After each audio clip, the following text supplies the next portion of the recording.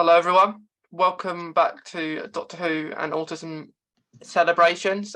Today's episode is going to be really cool because we're going to talk about autism, Doctor Who, probably end up talking about our Comic-Con experience that me and James went to recently, but we didn't meet each other there. So that's really cool. So James, if you wouldn't mind just doing a little introduction of yourself. Hi, I'm James. I'm 20. I'm basically a Doctor Who fan. I'm also diagnosed with autism spectrum disorder. I was diagnosed at 14, 6 years ago of my life. I was diagnosed quite late for my age. My school was the one who pushed for it. My parents were sort of like, there's something not right, but we not really that fussed. And then my school was like, yeah, now there's definitely something not right. You are probably best to get a diagnosis. And so my parents got me the diagnosis of autism spectrum disorder through the testing and all that stuff. I still remember that somehow to this day. Yeah, and do you think getting that diagnosis has helped? Do you think? Yeah, so before I was diagnosed, so 14 years of my life, I spent not really understanding what was wrong with me, as in there's nothing really wrong with me. My brain's just wired slightly different from what it is, and everyone's brains is wired differently, but mine's just that tiny little bit specially wired. But before I was diagnosed, I spent 14 years of my life, well, let's scratch out the first 5 years of my life because I was a very small child at that point. But I just never really understood why I couldn't really make friendships or hold friendships. My younger brother, who's 17, he'd always get invited to birthday parties with friends, and he had lots of friends at school, and I never really understood why he can make friends that easily and I can't. And it's like, he can make friends that easily, why can't I? Why am I different? And you're autistic. And it was like, okay, at least there is a reason for the fact that I literally struggle to make friends. I do have friends, I've got work colleagues, I've got you. It's one of those things where it's just like, the fact of being able to find out why my brain just functions a little bit differently to the way that other people's brain functions. I don't know what my hair is doing. My hair is doing weird things, as it usually is. But yeah, it was basically, I got diagnosed, and I did go through the period of denial of why me? Why am I different? Why have I got this? I wish that I was like my younger brother, where I can make friends and I can go into social situations and make it sail past like a breeze. But it was one of those things where it's like, I could either spend the rest of my life in a dumpster fire of why am I autistic and why am I different, or I can take this and I can just take it along for the ride, basically, which is what I've done.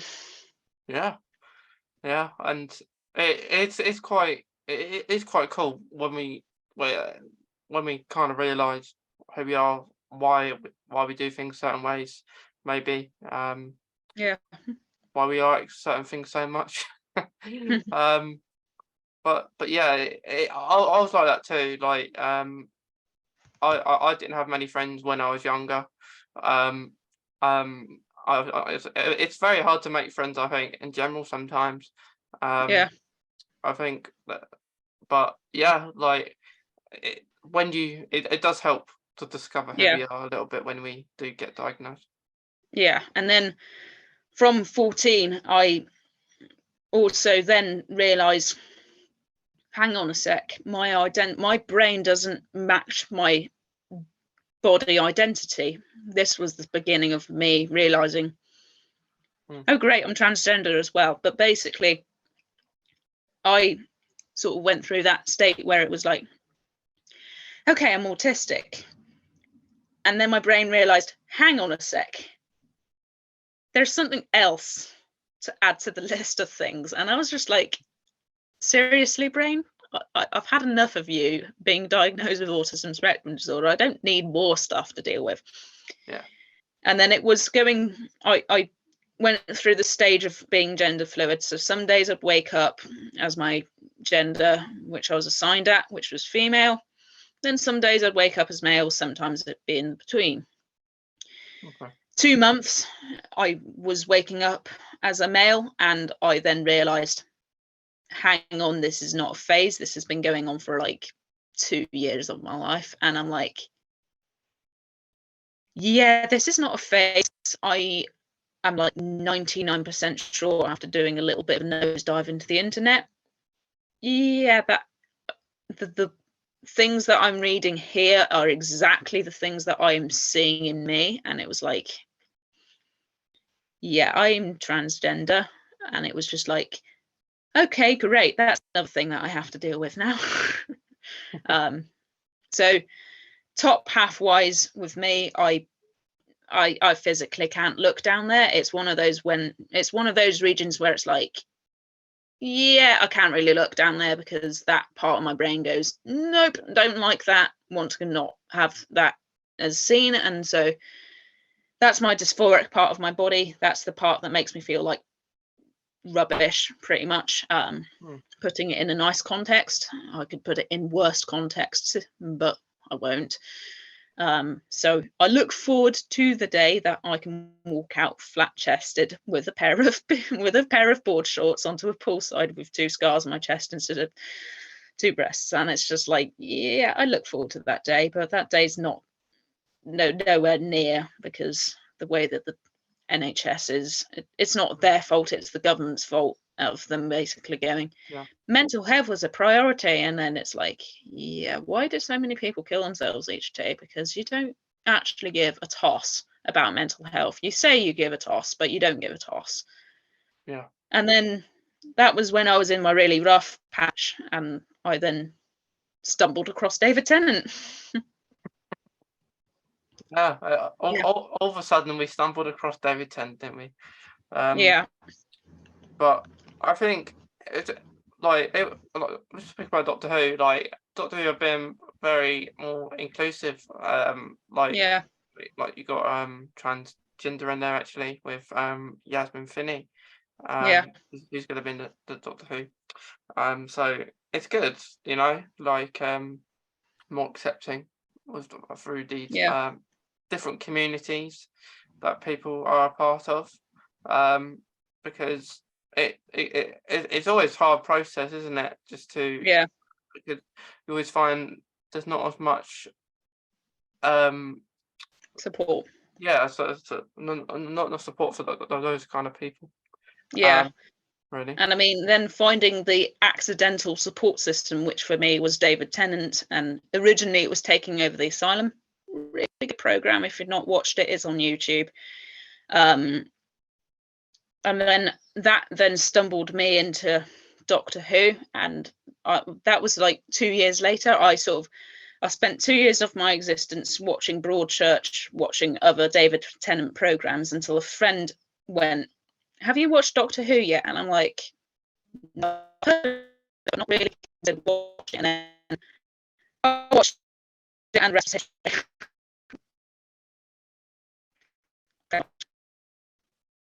Yeah.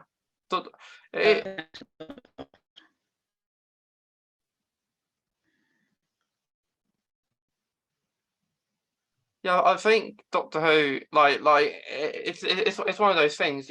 You like someone in it or like for it, which is like David Tennant, for example, with all the really good things he's been in. I've never watched something that he's in and not liked it. And that is great, because it's like, I find a lot of people who are autistic like Doctor Who as well. Yeah. I find that I'm surprised I didn't stumble across it sooner. yeah. It was only when a college course mate went, have you watched Doctor Who yet, given the fact of how much stuff you watch with David Tennant in? And I'm like, I've heard of it, but never really considered it. That same day I went home, watched an episode of David Tennant. I think it was the Christmas special with the Sycorax. And I was like, yeah, I'm sold. I'm going to continue. And then about 1 o'clock in the morning, I then realised what the time was, and I looked at the time and went, oh, Jesus, what happened to the time? I'm supposed to be up at 6 o'clock in the morning for work. So cue me basically going to sleep for about 4 hours before a work shift. Oopsie daisy. Yeah. It's a shame when it ends though, because you've seen it all and you know what happens now. Yeah. I mean, I've gotten to the end of the season 4 episodes. I have now got to the season 4 specials, but I have specifically stalled so I can watch other things with David Tennant in, because I don't want to go, and I know exactly what happens. And to be honest with you, I have started to watch a few episodes of Matt Smith as the 11th Doctor, just to teethe into the process of 11, which people beforehand couldn't actually do that. They were kind of forced to watch I Don't Want to Go and then Matt Smith. I've had the pleasure and the privilege to be able to teethe into the process, because one of the things that my brain struggles with is change. So changes in routine, changes in timetables, changes in basically anything can cause my brain to just implode on itself and give up on functioning. So the change from 10 to 11 for me has been like sort of an element of, I don't want to go. And then it's like, yeah, I'm going to have to get to that point of I don't want to go, even though I don't want to go. Yeah. So, yeah. I felt like that when I was talking to David in the see him signing stuff. I was in that moment, so I don't want to go. Yeah, that was the same with me. Yeah. And then I managed to keep myself together this time round, because it was just the element of don't burst into floods of tears, brain. And then I managed to keep myself together to the point of not bursting into floods of tears. And then I walked off, I left, and then I burst into floods of tears again. And I was just like, yeah, I'm just going to let this happen. Yeah. Like, I didn't know how I was going to react when I saw him. And it was just like, I didn't start the conversation. David says, nice to see you again. And he was very, like, had lots of energy when you're speaking to him. And like, he actually, during the autograph signing session, he actually asked me, he recognized me from the autograph signing, from the photograph session. I was quite obviously dressed as the 10th Doctor. And he actually asked me if I was all right, because he'd seen me pretty much go beeline out of the room. And he went, are you all right from what happened earlier on? And I was like, yeah, I'm fine. I'm autistic. And my brain just went, nope, overwhelmed. And I was like, yay, fun times, brain. Yeah. Pretty much. He was very good. Like, he recognised me as well, because I was kind of hard to miss with my jacket on as well. I think I was the only one there wearing like the kind of jacket I was wearing, and he recognised me like every time, and he even said my name when I was having the photo done. Like I think that was pretty cool. Yeah, when I had my photo done, I'll see if I can grab him. No, he's probably tucked way back in the back of my Doctor Who figures.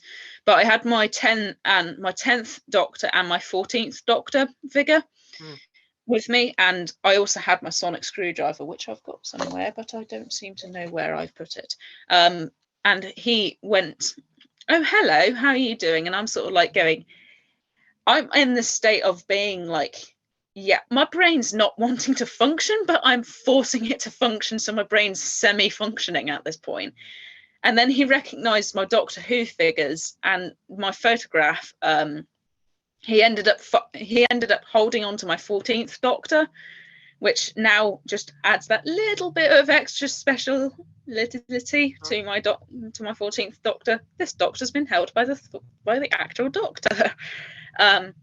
And that was really sweet of him. I didn't really expect him to hold one of my Doctor Who figures, but when he did, say, do you want me to hold one of your figures for the photograph? And I was like, sure, why not? And I sort of had the element of going, I do not know how to function. I do not know how to function. I do not know how to function. And then my brain went, yeah, you don't know how to function, so you're going to faint. And so I was just like, yeah, nah, I don't need to faint. Yeah, the thing is, you can bring anything for people to hold. Yeah. Like I got like I got 2 sonic screwdrivers, so I gave him one to hold, and I held one, and then he held the location where we both went.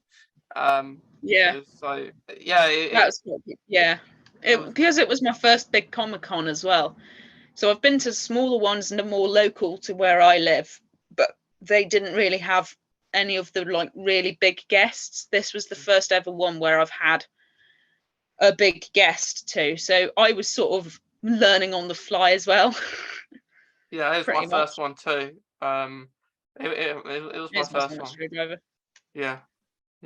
Sonic screwdriver question. That's good. Yeah.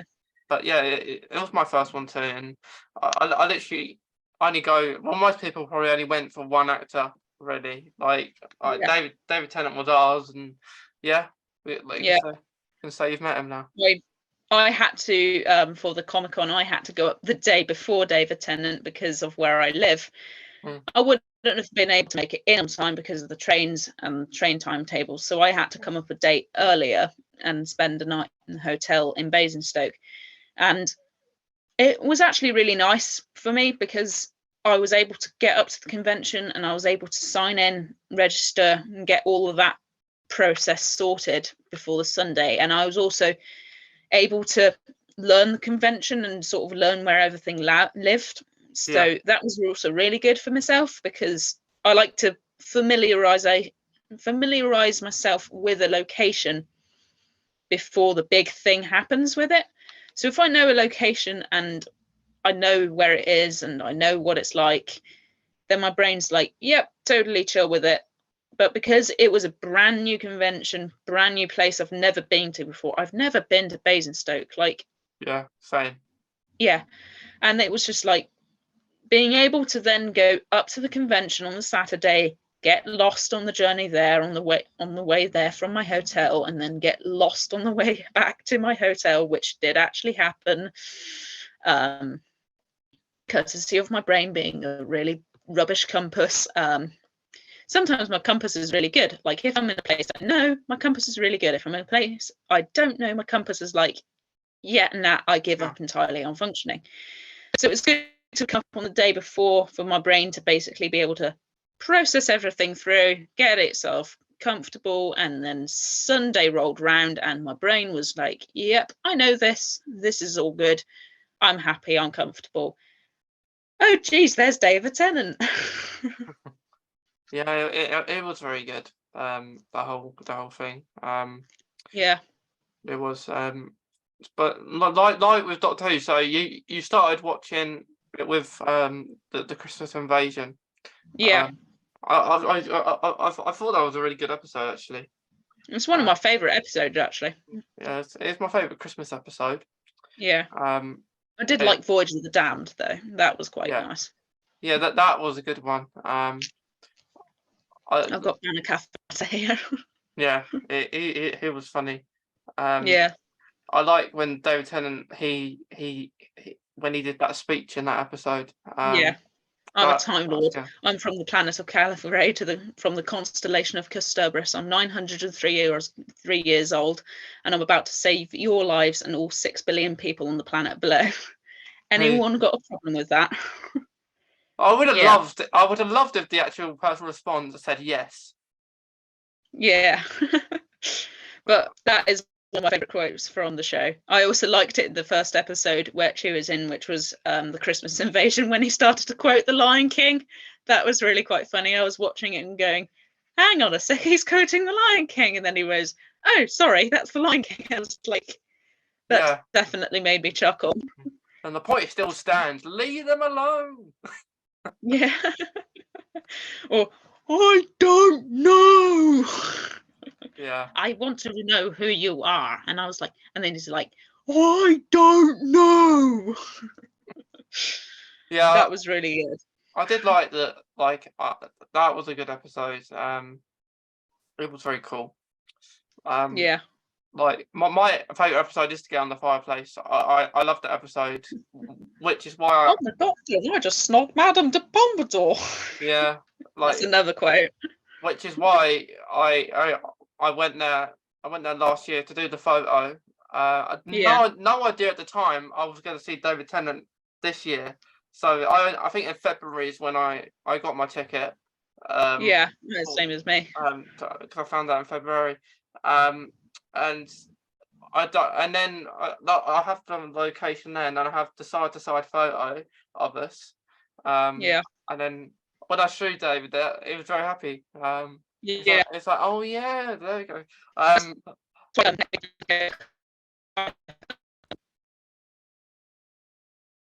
Sorry, I Yeah, but yeah, that's why I plan to go to Cardiff next month. Not next month, Jesus Christ, next week. I'm planning to get the train up to Cardiff because I want to go to a few filming locations for Doctor Who.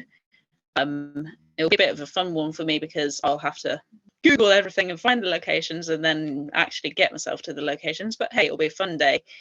And I think I've got like 4 or 5 hours booked into Cardiff, so that'll be good fun. which locations do you want to go to? I'm hoping to go to the ophthalmology building where they filmed I think it was Stolen Earth, and possibly a few of the other locations. I'll probably just stumble across them as I'm going. I'll probably just go, hang on, I recognise that. That's Doctor Who? Yeah. That's what I did last year, but I'm going back to do exactly that. I'm going to go to some of the locations. Like you'll find like in the Cardiff Bay, you'll find at the Millennium Centre. That's when New Earth was filmed. When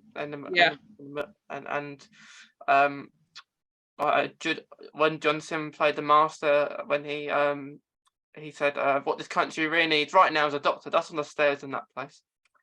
And then you've got Yanto Shrine in the Bay. So lots of locations everywhere. Yeah, I'll probably go. My plan is to go to the BBC 100 anniversary exhibition at the National Museum of Wales in Cardiff. So that'll probably take about 2 hours of my day. I'm getting into Cardiff about 11:30, so I plan to get there for about 11:45. So I stay there until about 1:45. And then I will probably then go milling around locations after that, hopefully. Yeah, there's some in that museum actually. Yeah, that's one of the reasons why I'm going is the Doctor Who stuff. Yeah. I was like, Doctor Who stuff involving trains to get there? And I was like, this is going to be the best bloody combination I will ever have. Because I think you've got the dinosaurs bit in there as well. Yeah. I mean, for me, anything that involves Doctor Who, planes, trains, or boats, and I'm like, yeah, that's a sold day for me. Yeah, like much. That's where the Pandorica Opens was filmed, as well, and the Vincent and the Doctor. You got and even the Day of the Doctor in there as well. So you got loads in that museum. But it was very clever how the Pandorica Opens was filmed because the Pandorica was actually set on the top of the stairs. That's why they put the box. And I know that because I got told that when I went. Because it's quite cool when you go to these different locations, you ask about Doctor Who and they'll know that like normally you'll find someone who knows about it. And they just tell you all the history and stuff. So I mean, so one of the people that I volunteer in a church, and the manager of that church has been to accidentally a few of the locations, and I've been there. I've actually stood on that step, and it's like I've also been there. And it was filmed Smith and Jones, which is the first episode with Martha Jones. Yeah. When they're in the Royal Hope Hospital, and then it gets taken by the Jadoon to the moon, barefoot on the moon. That was a good episode. That was. Yeah, I like that episode. I loved the bit when the Doctor expels the radiation into his left shoe and then goes, "I'll look funny with one shoe on." Takes the other shoe off, throws it into the trash and goes, "Barefoot on the moon." Barefoot on the moon. Yeah. And then a Jadoon platoon upon the moon. That's a bit of a tongue tire. Yeah. But I like episodes like that when they're not on Earth. I like episodes that are not on Earth. Yeah. I enjoy them more because it's just more about the adventure I like in Doctor Who. Yeah. I like New Earth and New York. Yeah, that was a good one. Yeah. I like that. And Gridlock as well with Ardlo Hanlon. When I watched that episode, yeah, with the cat kind.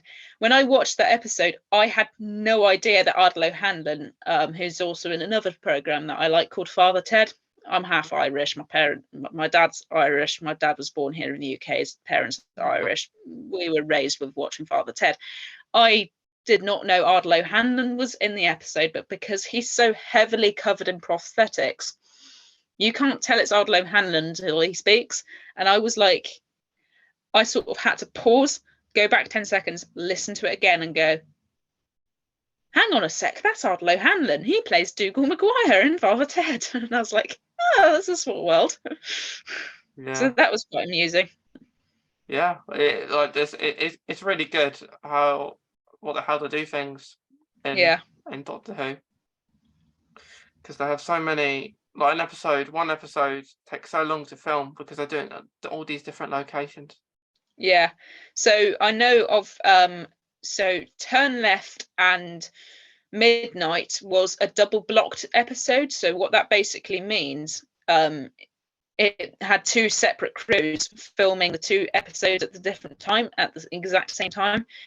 That's why Midnight, Catherine Tate isn't in it that much, because she's filming Turn Left, and that's the reason why David Tennant isn't in much of Turn Left, because it was double blocked. They had two separate crews filming the two episodes at the exact same time, which I didn't know until I realised, hang on a sec, these two episodes have basically barely got the other character in. I wonder why. Quick tippy tappy into Google. Oh, it was double blocked. That's why. Yeah, like they didn't have. They were in it a little bit, like maybe at the start and at the end. But yeah, but it was a good episode. Yeah, Turn Left was really good. Yeah, it was good. But when I literally watched that when I was young, I was literally asking like my mum and dad, is there something on my back? I was literally saying that because like yeah. And then also in Midnight, when the Doctor's possessed by the Midnight and they go, Rose Tyler, Martha Jones, Donna Noble, TARDIS. That took me a wee while to learn how to actually say Rose Tyler, Martha Jones, Donna Noble, TARDIS. Yeah, that would actually been a good question at the Q&A, someone to ask David Tennant, like, did that take you like a while to learn that? Like, yeah, to actually be able to speak at the same time.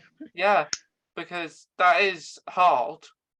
Yeah, that is hard to do. Like, and that episode, I think the whole episode was on set. The whole episode, that it would have been on set because there's no going out or anything. It's just in the plane. It was filmed in one room, I think. Yeah. So it was just filmed in one set on the entire set for like however many weeks it took for them to film. Probably about a week, I'd guess. Oh yeah, a fact about that episode actually, which I saw on Doctor Who Confidential, or maybe the other day. You know when that like the plane is moving a lot and they're all moving in the plane, like they're going back and forward. Well, actually, they're not moving at all. They're just running to the other side, and what the camera person is doing is putting the camera upside down and swirling it around. So that's all they're doing. So they're not actually... It's running back and forth. Yeah, they have to run back and forward all at the same time. So that's quite cool. So I know in the episode, it's either Human Nature or the family of blood. I think it's Human Nature. So the first part of the 2-part episode, when the doctor's giving Martha the instructions on what to do when he turns into a human. It turns out that they actually got David to just, when the program skips ahead to the last section, they actually got David to just talk and ramble on so many stuff. I think he was rambling about a football team at one point along there. And then he said, lippity-doo, lippity-da, lippity-doo, lippity-da, licky-tacky-too-da, or something like that. I get so easily tongue-tied by that I can't even get it out right in the first, pretty much. Lippity-doo, lippity-doo, lippity-da, licky-tacky-too, lippity-doo, lickety-da, lippy-tappy-too-ta, I think it is. Yeah, something like that. It was quite funny. I did find it good, pretty funny. Because with autism, that's kind of how sometimes our brains feel. When people don't understand us, and you're talking about trying to get someone to understand it, and it's still not going in. So and it's just like, why don't you understand me?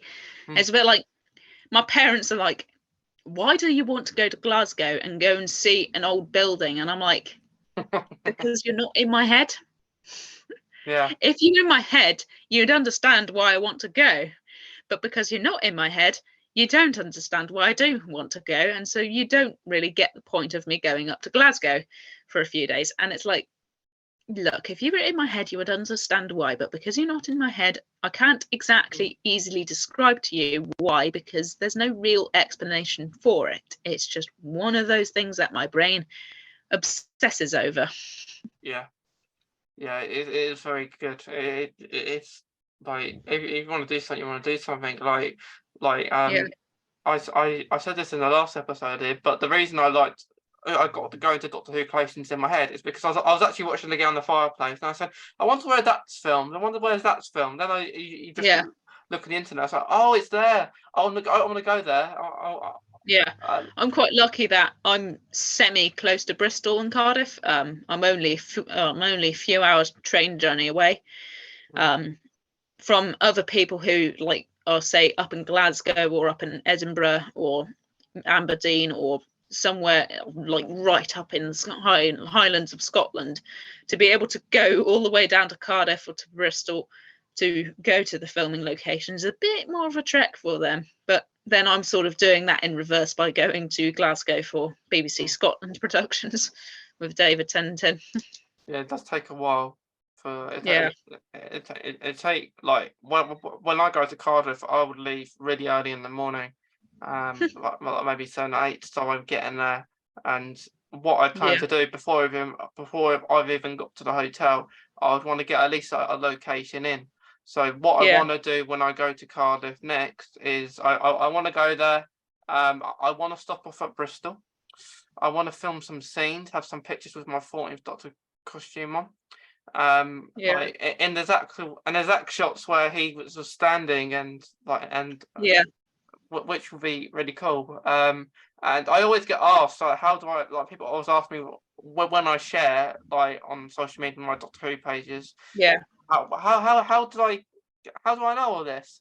And then I don't always tell them, like, just so then everyone will be going to them and it won't be a surprise anymore. I mean, that's the thing. So I have with all of my Doctor Who figures, I do photography with them.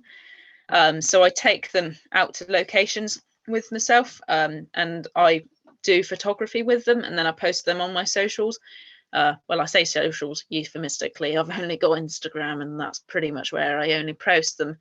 But I take them out. So when I went to Scotland a few weeks ago, to Edinburgh, we were staying about an hour out of Edinburgh. We were in Eyemouth, and I would take my we were like a 2-minute walk away from the beach. You walk from the caravan park down the path, you were on the beach. So in the evenings, when everyone's sort of in the caravans, we had 2 caravans because my auntie and my uncle were also up there with my cousins. I bugger off down to the beach for a couple of hours until the sun went down or the tide came in, and then I'd come back eventually. Yeah. And then I take so many photographs, and then I only really post a few on my Instagrams. And then I've also got others which I will post in future. I will maybe post them as part of a big dump, or just as a small little, like, here's another one I've not posted in like 2 months. I'll just post one of my old photographs which I've not posted. Yeah. But that's the really nice thing with myself right now, is the fact that my parents, they've sort of accepted the fact that their eldest is an adult and they are actually independent and they can do things even though they've got a condition. It's like, Yeah. my mum, especially when I went to Basingstoke, was like, what if your condition goes off and you implode? And I'm like, that's why I'm going to do everything in my books to try to prevent that from happening. If it happens, worst case scenario, I just phone one of yous and I just belch out what's gone wrong, so I can just let it go and carry on. Yeah. It is like, And you still got to do things like we yeah, we do things we love, like going to see David Tennant, go and see other yeah, Doctor Who people in the future too. Like it's just these things that we want to do. And yeah. even though we may And the be best time to do overwhelmed it as is, well. yeah. And the best time to do it is do it when you're actually young. Yeah. Pretty much. Yeah. So yeah, it's like when I turned 17, which is the driving age in the UK, I was sort of in that stage where I was like, yay, I'm 17. Yeah, nah, I'm not really ready to learn how to drive at the moment. So most people start at 17. I think I've got it. It sort of gets better as I get older, it seems. It sort of gets shorter and shorter and shorter of a gap. But when I was 17, I think I had the mental brain of about a 15-year-old. Yeah. And so I was like, yeah, I'm not quite ready to learn how to drive. And then I turned 18, which was right slap bang in the middle of COVID. So right between lockdowns. And I was like, yay, I turned 18. Can I learn how to drive now? And there's just a massive backlog of driving instructors and tests. And I only started learning to drive when I was 19. So a couple of years late, but we got there eventually. I'm now waiting for my test, which is a bit of the element of, oh, exams. And that's another thing. My brain doesn't like exams. No. Probably why I failed most of my GCSE exams. The only one I passed was science, and then I eventually got my maths and my English in resets. Yeah, I remember I did my science exam, and literally after I'd done it, and I did pass, but I don't know how I did, because I didn't know any. I don't remember doing any of it in the actual exam. And I said to the science teacher, I don't remember doing any of this in your lessons. And I said, well, it must have been years ago then. Like that's the Yeah, thing. I think that's the problem with the education system, is that they always that rather than wanting to have yeah. fun in lessons, they always say you've got to plan for the exam, you've got to do this for the exam. It's all leading up And to that's this the thing. exam. Yeah. And that's the thing, is sometimes school isn't for people. For me, myself, school was not my best time in my life. Primary school was great. Primary school was pretty damn easy up until year 6, and then, hey, look at you, you're going to year 7, you're going to secondary school, where you're the bottom of the food chain again. It's sort of like in primary school, you start off at the bottom of the food chain, and you then gradually get up to the benches Yeah. in the assembly hall, and it's like, yay, I've graduated to the bench. And then you go to year 7, and then you realise, oh balls, I'm at the bottom of the food chain again.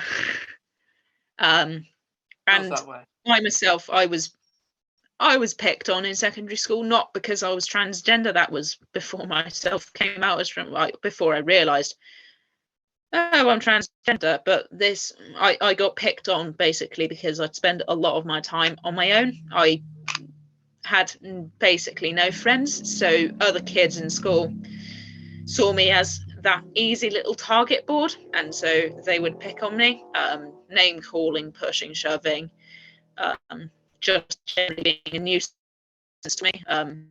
Year 9 was really bad. I don't really remember much of year 9. I sort of burned that to incineration in my brain. All I can pretty much remember from it is nothing. I started playing the sticky card. I started to go to my parents and go, do I have to go into school today? Yes, you do. And it's just like, seriously, I don't want to go into school today because it's basically just going to end up with me being picked on, like from 9 o'clock into the 9 o'clock into the morning to 3 o'clock in the afternoon. Like, I'd just rather be at home where I don't get picked on. And then thankfully my school, my head of year realized, yeah, you are really being picked on. And so they gave me a hall pass, so I left lessons 5 minutes early. That way I could get to my next lesson before everyone released into the corridors, because that was where I got picked on, was the corridors. Classrooms I was all right with. It was transitioning between lesson where I got picked on, because I spent a lot of my time on my own. I was sort of seen as an outsider, an outcast, an ostrich pretty much, so an easy target. So that's the thing with the education system, is sometimes school is just not for people. Some people, like my brother, he loves to study, he loves to sit and do work. I hated doing that. I pretty much did not revise my GCSE exams because I just royally hated it. I was like, what is the point of me doing schoolwork at home? Home is home, school is school. What's the point of doing work at home when it's school work? Like, what's the point of it, kind of thing? Yeah. And then they expect you to remember God knows how many years of facts and stuff that you've learned. You've probably got a question from something you learned in primary school in those exams.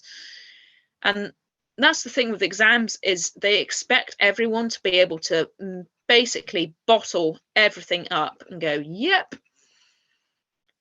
and then splurge onto a piece of paper and hope they get the answer right. And it's just like, yeah, that's great.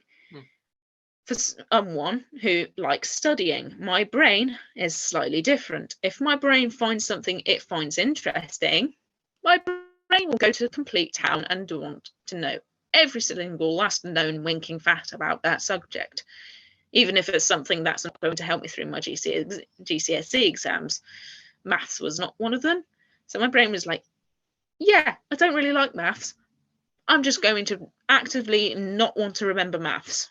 It still would remember maths, but it would remember it a lot less than something like Chernobyl, which is one of my other fascinations. That was started by a science lesson in physics with radiation, and then I discovered my fascination of radiation, and it was like, oh, I like that topic. That topic's really interesting.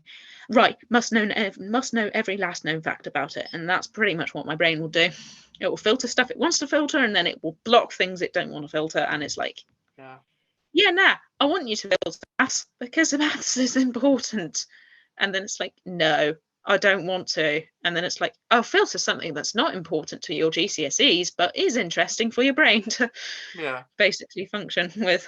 I think I was bullied too as well, because like more so, well, I got bullied a little bit in primary school, but the same person, and no teacher would do anything about it. They would just say you cry wolf. And then I bullied as well in secondary school, but I moved. I had 1 year in year 7, and then I moved to a different school that had, like, they call it a special needs school, but I don't really like it when they call it like that. But I moved to a school that's more suited people with autism. It wasn't easy straight away, like, because I'm not the biggest fan of change either. But it was better as time went on. People looked up to me. Special education school.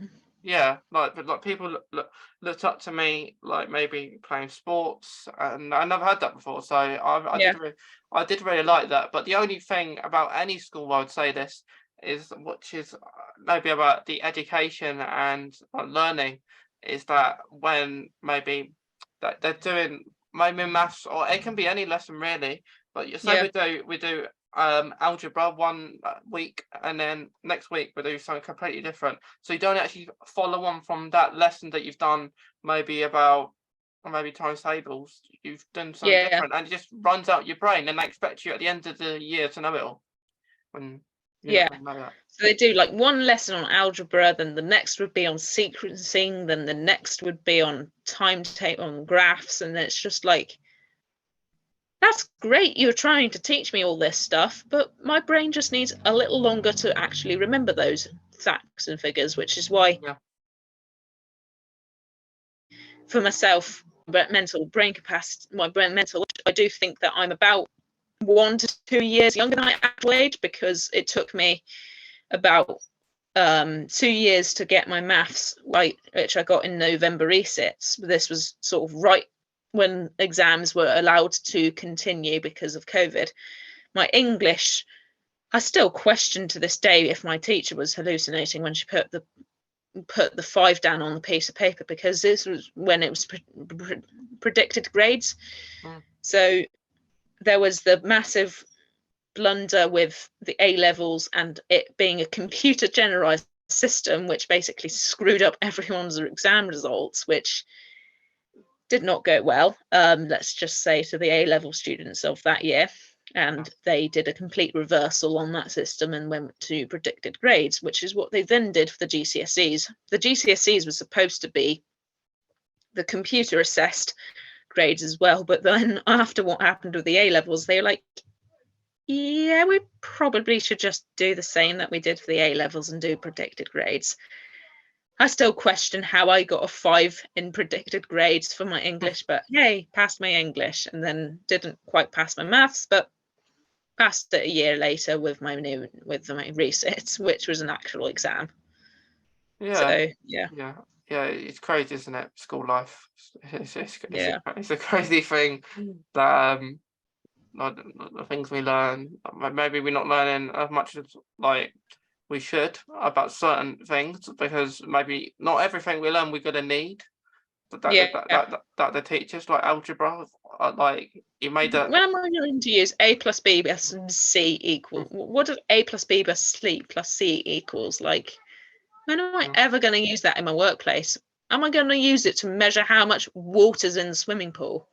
I work as a pool lifeguard, so it's like, how much in square cubic meters is there water in the swimming pool? And I'm like, why the hell would I need to know that? It's a swimming pool, it's got water in it, it's got chlorine mixed into it, and a few other chemicals to keep it nice and safe for the customers. All I have to do is sit there and lifeguard and make sure no one drowns. How like with being a swimming lifeguard, have you ever have to go in and no. Yeah, so I've been lifeguarding since 2021, I think, and in my entirety of my career, all I've had to save from the swimming pool is a few butterflies, a few spiders, much to my pleasure of my work colleagues, because they were like, they're spiders, just let them drown. And I'm like, no, it's a living creature, I'll save it. My radio, that was a fun one. I was doing a lane rope, my radio went clip and plop into the swimming pool, and I was like, oh, great, that's another radio down to the graveyard of radios. So yeah, all I've had to save is a few leaves, a few butterflies, and a few spiders, and my radio, and my sunglasses, and that's it. No humans. Well, that's good that you haven't had to save anything.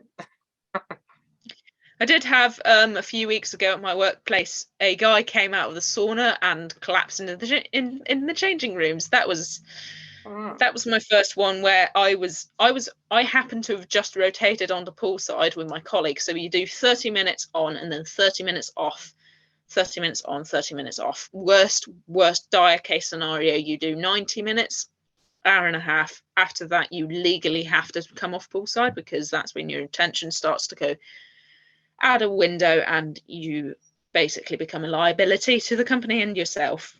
I just rotated onto poolside. My colleague's just gone off to have his break, and then I have a customer nearly sort of semi come up to me on poolside. Now I'm slightly deaf, in my left ear, and he was on my left side. I'm sat up in a lifeguard chair, which is high up off the ground, and he's over on the other side of the room.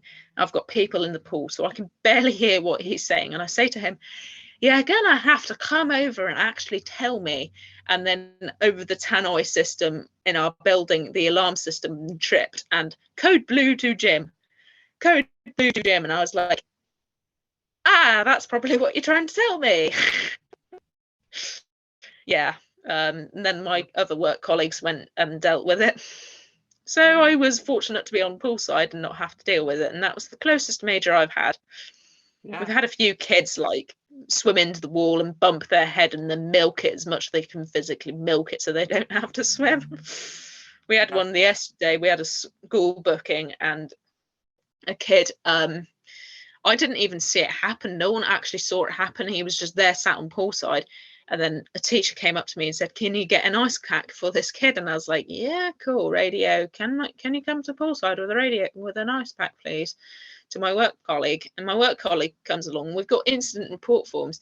And so he filled out the incident report form, but because there was no witnesses, because I could have sworn he was there on poolside when I rotated onto poolside, so I didn't see it happen. That's what little kids will do. They will get a slightest little cut or the slightest little bump on their head, and they will milk it to the nth degree of, I don't want to go swimming, so I'm just going to milk this as much as I can milk it. Pretty much. Yeah, Yeah. it's good. Yeah, you must enjoy it being a lifeguard. Yeah. I mean, it gets me money so I can pay for my Doctor Who figures and my Doctor Who stuff. Yeah. But my highlight of the day is when I clock out. Yeah. Yeah. And Like, cleaning as well. I also like cleaning. Yeah. Weirdly. I love collecting like part of my autism. I love collecting like teddies. It doesn't have to be Doctor Who. It can just be anything. But speaking about that, I've got a limited edition Doctor Who 60th anniversary one coming in time for the 60th. Oh wow. And what it is, it's as a bear of the first Doctor. And then it's got all the other Doctor's stuff on it, yeah. And it's got a 60th anniversary badge on it as well. So I'm looking forward to that one. But like for the 60th of Doctor Who, I do, because I've got an adipose one, but I would love because Beat the Meat's gonna be in it from the comics. I would love a Beat the Meat like Beat the Meat, yeah. One as well, because he's very cute. Yeah, I mean, so myself, I'm 20 years old and I somehow question how I sleep in my bed at night with how much stuff I've got in my bed. I've got cuddly toys. Oh look, I've got a Doctor Who pencil case. I've got this little guy. I've got a little plushy 10th Doctor.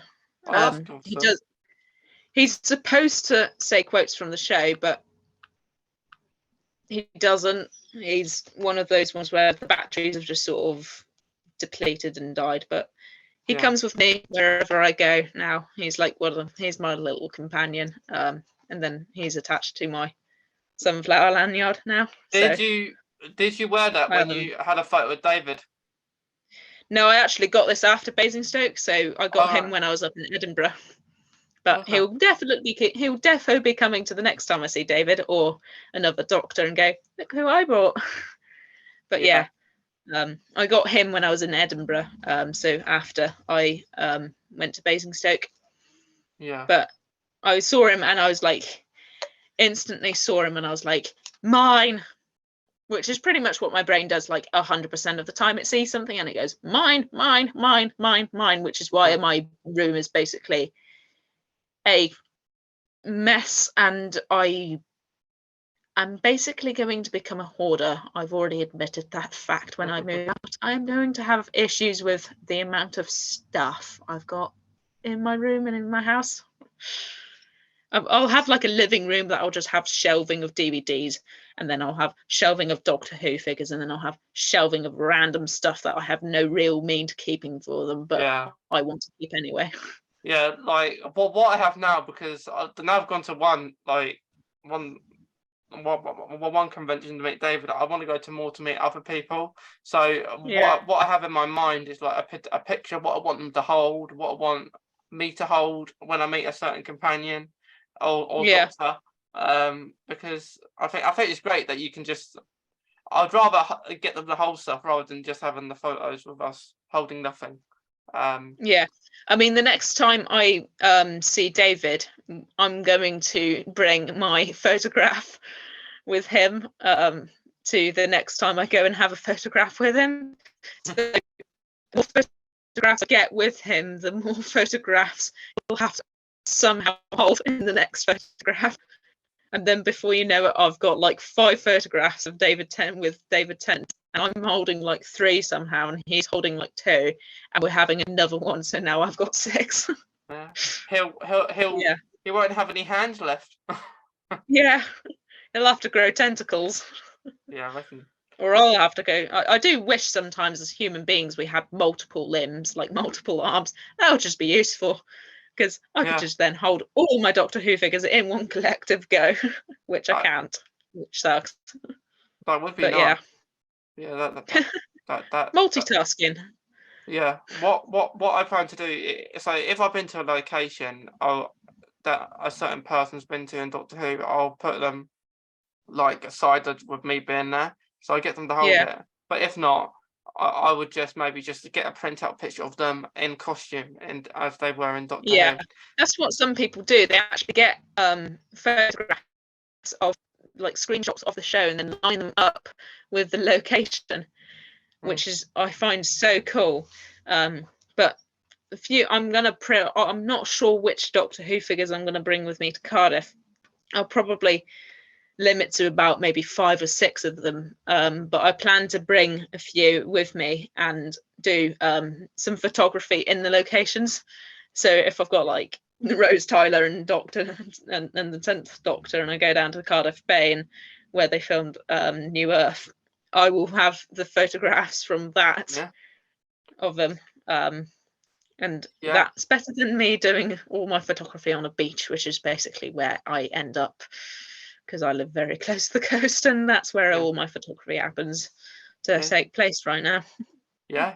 It's good. It's a good hobby to have, like, Yeah, doing that. I think it's cool that you bring your Doctor Who figures to a place where that it was set. So I never thought of yeah, that.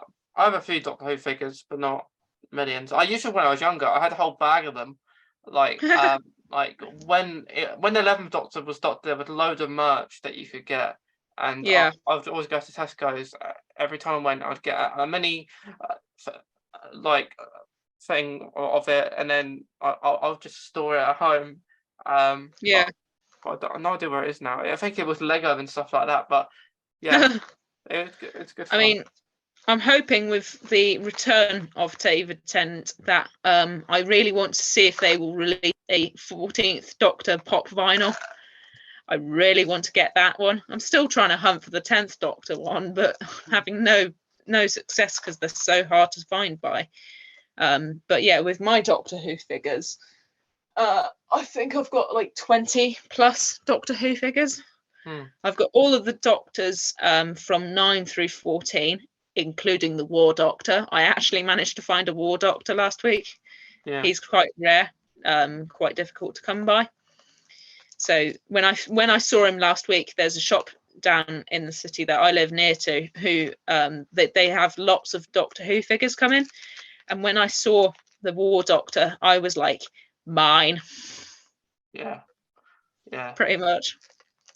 He was good in the 50th, the War Doctor. I Yeah, I did like that. I did like the 50th. Um, I just feel the 60th is going to have more people in it. yeah. Because Like, yeah, it's not just one episode; it's actually 3 episodes, yeah, which is making it extra special. yeah. It's a shame it's not a series, you know. Yeah, Like it's I just, mean, that's the really sad thing is we've got to watch David Tennant regenerate. I think yeah, that's the part that everyone's subtly dreading of watching him regenerate, and hopefully this time round he's ready to go, and it's not, I don't want to go. He'll probably, I hope he says that I'm ready to go. A bit more positive this time around. Because I love when the Doctor finishes on a lighter note. Like, I've noticed like that. Yeah, I've noticed that with the regenerations, depending on how much damage a Doctor has taken, and if they are accepting of their regeneration, can have the effects on how their regeneration happens and how explosive it is. So because David Tennant's regeneration, he took quite a nasty hit from that radiation, and then he wasn't really accepting of his regeneration. He was like, I really do not want to, I don't want this to happen, but I've got to accept it's happening. That ended up as a really explosive regeneration. But when 11 regenerated into 12, 11th Doctor, he pretty much accepted his fate. He knew it was happening, and he accepted the fact that I'm regenerating and it's happening. And then snap, and he regenerated very quickly into Capaldi. And then when Capaldi, and that was much less explosive. And it seems that the Doctors have learned to not regenerate in their TARDISes because Jodie regenerated out of the TARDIS. And it's like, I was glad that happened. Like, we could count Matt Smith did in a way, but that was the start of his regeneration outside the TARDIS, and then he went into the TARDIS and basically sneezed. And then he just sneezed into 12th Doctor. Yeah, he did. Like, I literally thought it could be longer than that. I was a bit I did want it to be a bit different, but I think I would love to see David Tennant regenerate outside the TARDIS this time. I did love the Jodie Whittaker into 14th Doctor where they filmed it on the Durdle door in Dorset. I hope to once I've passed my driving test to go on a long driving tour around all the filming locations of television programs that I like in the UK, and that's one of the top locations that I want to go to. I've been to Dorset, but I haven't been to that place. I would like to go to that place. But the thing is, actually, David Tennant, that wasn't actually standing there. That was just that they just recorded that like it was actually there. That was green screened, and it's amazing how they managed to do it. Like, just the magic of film, basically. I've been to West Bay where they film Broadchurch. I was there before they even filmed Broadchurch. So now when I watch Broadchurch, I'm like, I've been there. I've been in that caravan park. I've been on that beach. The beach and it's quite funny. Yeah, it's lovely where it is. And it's just one of those ones where it's like, the fact that I was there before they even filmed Broadchurch, or between filming of Broadchurch, and I didn't even know of the program, and then I found the program, and then it's like, I've been there. That was really cool. Aspect of it. Yeah, because in Broadchurch they have actually a lot of people that have been in Doctor Who. In it, like they have. Paul Coates is played by the actor who plays Rory. Which is, I recognised him, and I was like, when I started watching, teething into the 11th Doctor stuff, when I watched the first episode, the 11th hour, I was like, you're in Broadchurch. And then also Olivia Colman's in that episode, and she's in Broadchurch as well. And that was quite funny when I watched that, and I was like, oh, Olivia Colman, they Doctor Who. And it was also quite funny with Hot Fuzz, going slightly off topic. When I was rewatching that a few weeks ago, she plays Doris Thatcher, and I didn't realise it was her whenever I watched Hot Fuzz until now. And then I'm like, hang on, you look like Olivia Colman. And then it's like, quick tippy tappy into Google. Oh shoot, it is Olivia Colman. And it was like, oh, that's funny. She's in Broadchurch and Doctor Who and Hot Fuzz. All three films that I like in television programmes. Yeah. Yeah, there's so many good programs where like other actors are in that we've watched. Yeah. There is. I've got a long and ever expanding list of David Tennant stuff to watch. I've got I picked up my copy of Spy in the Wild today because they don't have it on BBC iPlayer anymore, which sucks. He's doing Spy in the Ocean currently on television, and then I've also got Casanova somewhere on my watch list. I've got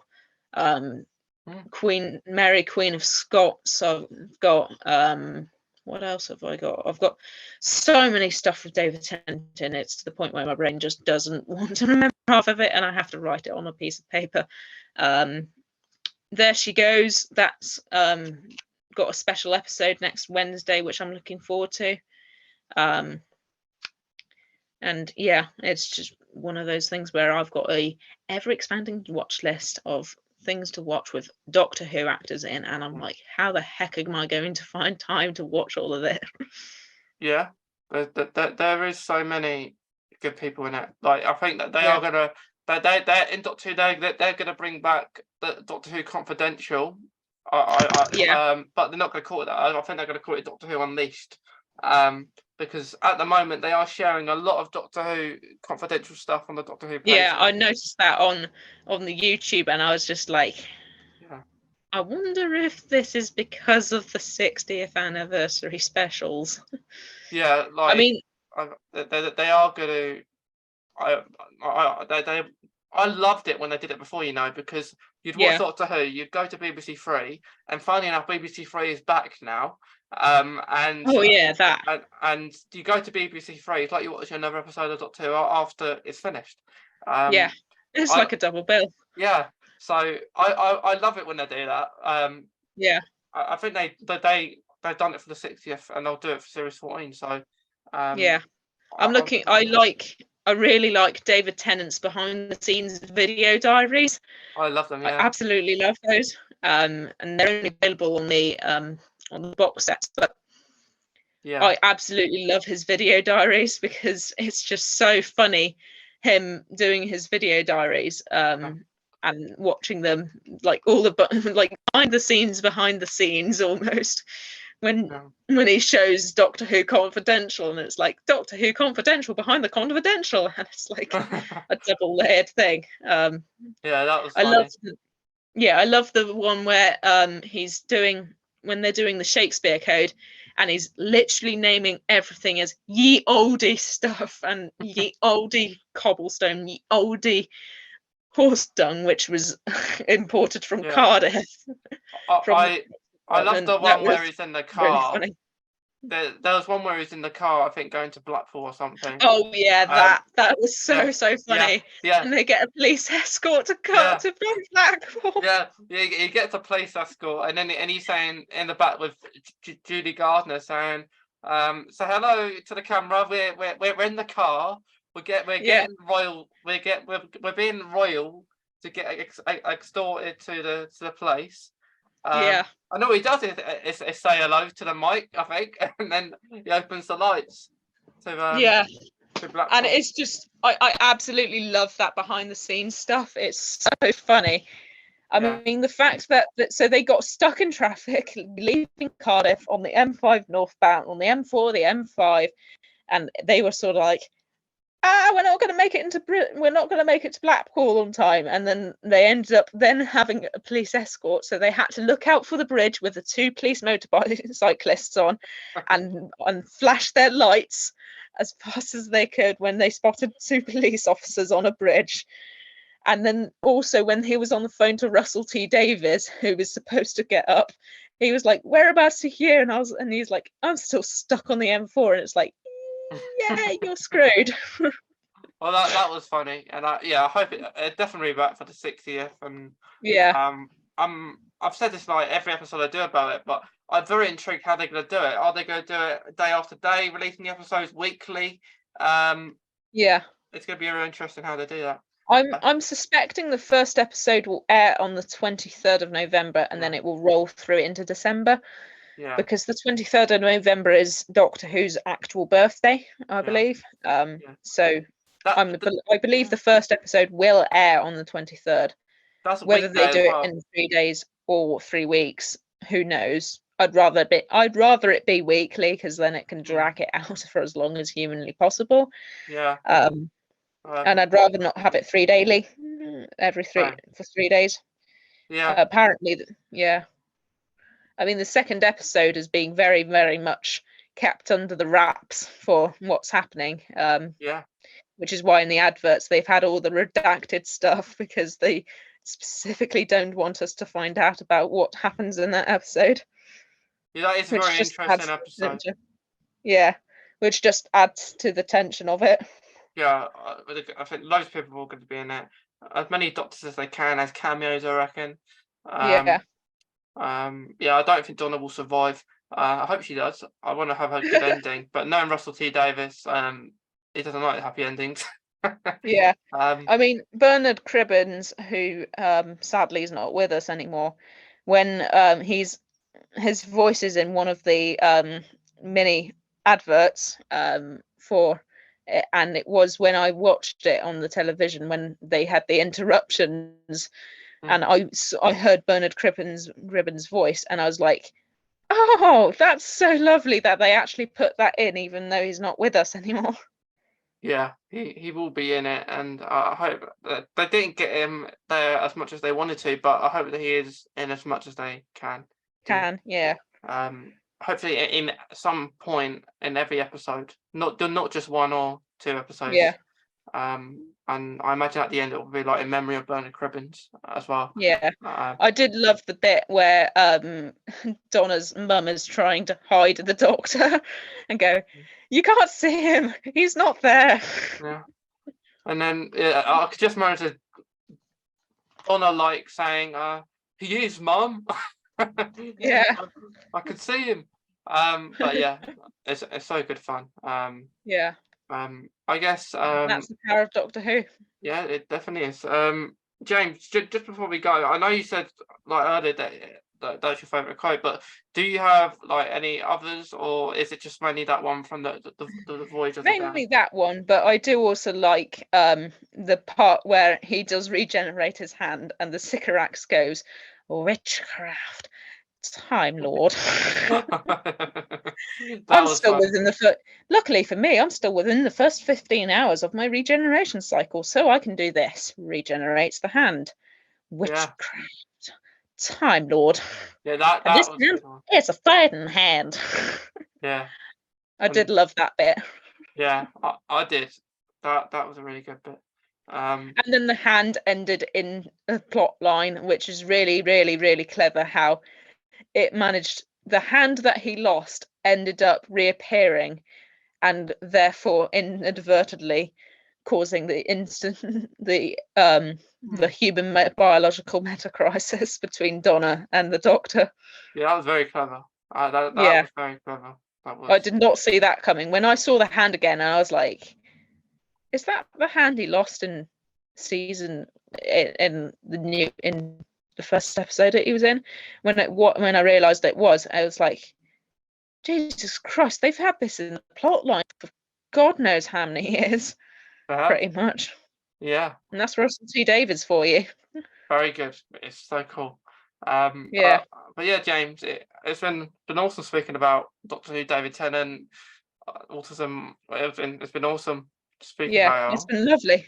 Yeah. To anyone who's watching or listening, we hope you enjoy it as much as us. James will be back in for when we did a November episode for the group episode. So I'll see you then, James. Yeah. And we'll hopefully meet each other in person one day at Comic-Con or something. Yeah. It might be Basingstoke next year, or it might be another one, but yeah, we'll have to wait and see. But yeah, thanks, James. That's all right. It's been great. I hope you have a nice rest of your day, because I know it's really hot. Yeah, I'm looking forward to going downstairs and getting some dinner. Yeah. Well, thanks, James. Thanks to anyone listening, and we'll see you in the next episode. Thank you very much.